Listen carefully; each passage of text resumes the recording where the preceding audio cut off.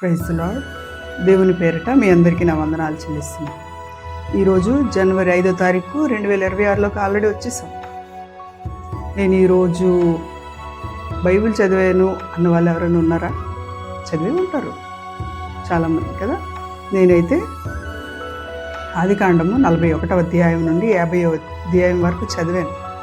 ఈ రోజుతో ఆదికాండం కంప్లీట్ అయిపోయింది నూతన సంవత్సరంలో. నిజంగా మనం బైబిల్ చదవడం ద్వారా దేవుడు ఎన్నో ఎన్నో ఎన్నో విషయాలు మనతో మాట్లాడతాడండి. మన జీవితాల్ని ఎలాగా మోల్డ్ చేసుకోవాలి. ఉదాహరణకి యోసేపు ఉన్నాడు కదా, ఆదికాండంలో యోసేపుని వాళ్ళ అన్నయ్యలు అమ్మేస్తారు.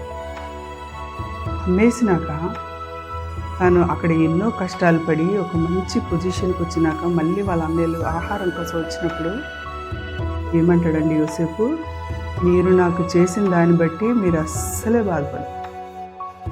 ఎంత గొప్ప మాట. దేవుడే ఇదంతా జరిగించాడు. నిజంగా అలాంటి క్షమాపణ గుణం మనకుందా? ఈ రోజున ఒక్కసారి మనల్ని మనం పరిశీలన చేసుకున్నాం. క్షమాపణ ఉంటే అందరి కుటుంబాలు చక్కబడతాయి. క్షమించుకొని ముందుకు వెళ్ళిపోవాలి. అలాగని కంటిన్యూస్గా మోసం చేస్తున్న వాళ్ళని నమ్మమని నేను అనట్లేదు. కానీ ఎవరైనా ఒకసారి తప్పిదం మన ఏళ్ళు చేస్తే వాళ్ళని క్షమిస్తే యోసేపుని దేవుడు ఎంతగా హెచ్చించాడంటే అసలు ఆ దేశానికే అధికారిగా చేస్తాడు.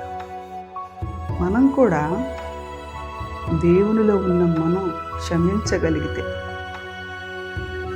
దేవుడు మనల్ని కూడా ఆశీర్వదిస్తాడు. మరి బైబిల్ చదవడానికి ఎంతమంది ఇష్టపడుతున్నారు? మీ ఇంట్లో ఏం కూర, మా ఇంట్లో ఈ కూర మేము వండుకున్నాం అన్నారు. అలాంటి రీల్స్ చాలామంది చూస్తున్నారు. లేకపోతే బట్టల గురించిన రీల్స్ పదే పదే అవే చూస్తున్నాం కదా.